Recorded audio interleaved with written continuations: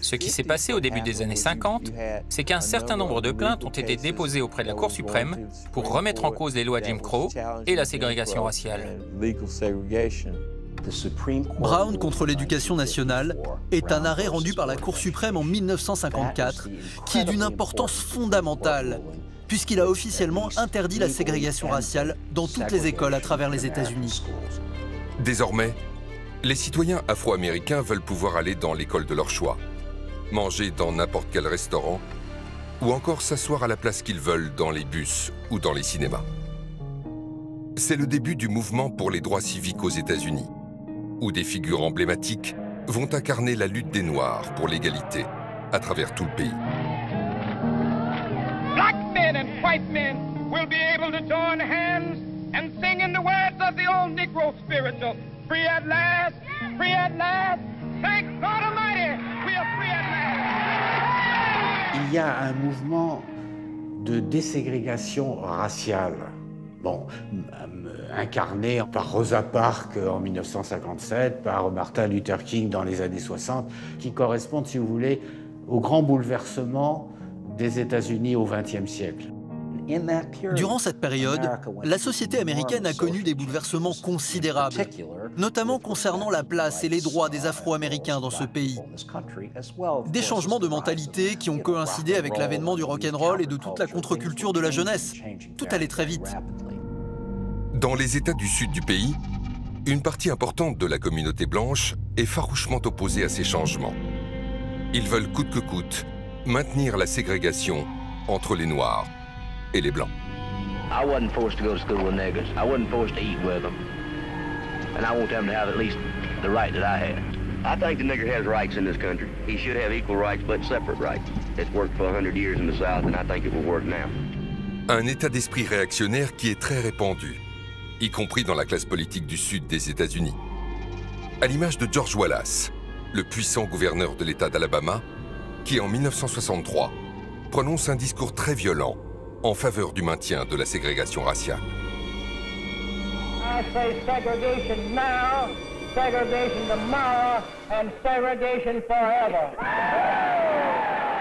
George Wallace, il a un programme électoral. Ce programme électoral est résumé en 3 mots. Ségrégation, ségrégation, ségrégation. Donc, si vous voulez, on ne peut pas faire disparaître une histoire qui a marqué les États du Sud. Alabama, Géorgie, Floride, Caroline du Sud, Louisiane ou encore Mississippi. À travers tous les États du sud-est du pays, une grande partie des Blancs se montrent hostiles à ces bouleversements. Il n'en faut pas plus pour que le Ku Klux Klan renaisse de ses cendres. They want to throw white children and colored children into the melting pot of integration, out of which will come a conglomerated, mulatto, mongrel class of people. Both races will be destroyed in such a movement. Un nouveau clan qui va perpétuer les traditions de celui du début du siècle, robe blanche, capuche pointue, cérémonie d'initiation, et cette croix enflammée qui est devenue le symbole ultime de l'organisation.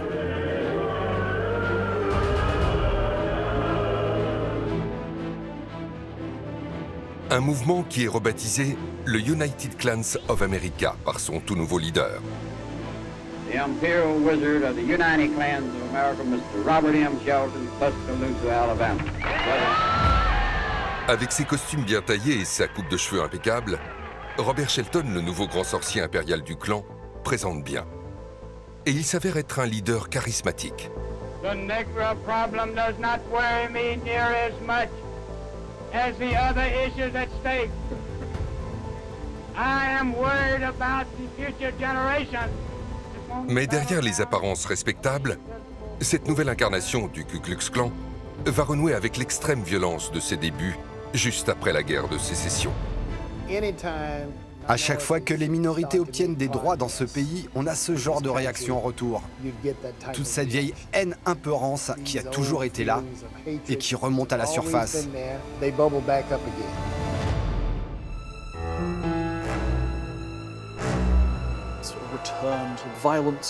C'est un retour en arrière avec la violence comme instrument pour intimider toute une communauté. Et à cet égard, la violence est orchestrée pour être visible.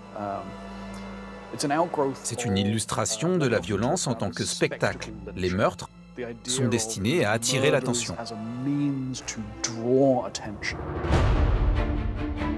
Assassinats, lynchages, attentats. Les années 50 et 60 marquent une escalade dans la violence que rien ni personne ne semble pouvoir arrêter.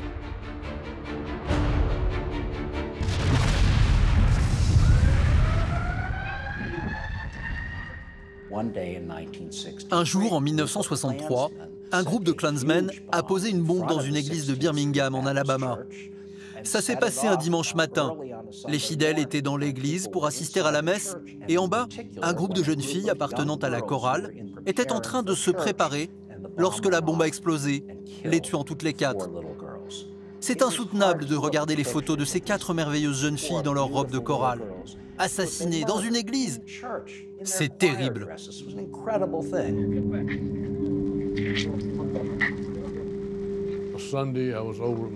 Je me souviens que ça s'est passé un dimanche. Je déjeunais à la cantine de l'université quand la nouvelle de cet attentat à la bombe à Birmingham est tombée. J'étais devant la télé et ils annonçaient qu'il y avait des victimes, des enfants innocents. Ça m'a coupé l'appétit. Je ne pouvais plus rien avaler. Le Ku Klux Klan a encore frappé. Ce jour-là, 4 fillettes innocentes qui avaient la vie devant elles vont trouver la mort. Dans l'ensemble du pays, l'opinion publique est choquée par ce drame et cette débauche de violence dans le Sud. À Washington, Lyndon Johnson, le président des États-Unis, fait de la lutte contre le Ku Klux Klan une priorité. Il demande à J. Edgar Hoover, patron du FBI, d'envoyer ses hommes sur le terrain. Leur mission ? Démanteler cette organisation terroriste. Pour le FBI, le Klan était une priorité absolue. À titre d'exemple, dans la ville de Meridian, dans le Mississippi, il y avait un petit bureau local du FBI, avec seulement 3 agents. Et en l'espace d'une semaine, plus de 150 agents sont arrivés en renfort. Ils se sont installés dans ces locaux minuscules et dans un hôtel qui se trouvait juste à côté.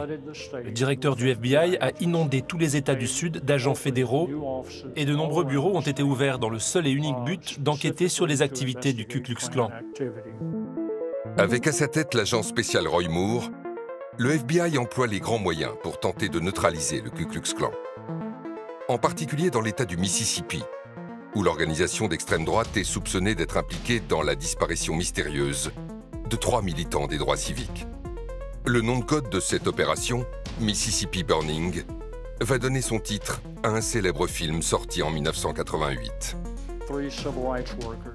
3 militants des droits civiques, James Chaney, un Afro-Américain du Mississippi, Andrew Goodman et Michael Schwerner, 2 Juifs new-yorkais qui avaient la vingtaine, étaient venus spécialement dans le but d'aider les Afro-Américains à s'inscrire sur les listes électorales. Le lendemain de leur arrivée dans le Mississippi, ils se font arrêter par le shérif pour excès de vitesse. Il les met en cellule et les relâche quelques heures plus tard dans la soirée. Lorsqu'elle réalise qu'il n'est pas rentré, la femme de Michael Schwerner alerte les autorités et le FBI.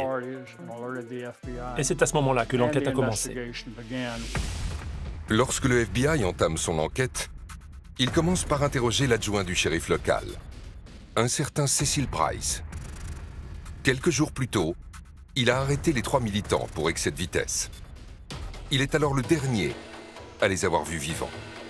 They paid the fine and I released them and escorted them to their car and I asked them which direction they were going. They said they were going to the Meridian, Mississippi. And that's the last time we saw any of them. Pendant presque 2 mois, les militants des droits civiques restent introuvables. Pour le FBI, il s'agit probablement d'un meurtre. Et le Klan est en tête de la liste des suspects. Les agents fédéraux du FBI qui débarquent dans le Mississippi, ils se rendent compte qu'ils sont seuls au monde. Personne ne va les aider. Puisque non seulement le Klan est très certainement, on n'est pas totalement sûr à l'époque, mais coupable du meurtre, mais en plus le Klan, c'est la police locale. Ils étaient partout. Ils avaient infiltré les forces de l'ordre, le système judiciaire, la sphère politique. Grâce à ça, ils pouvaient fournir de nombreuses informations aux autres Klansmen sur des cibles potentielles.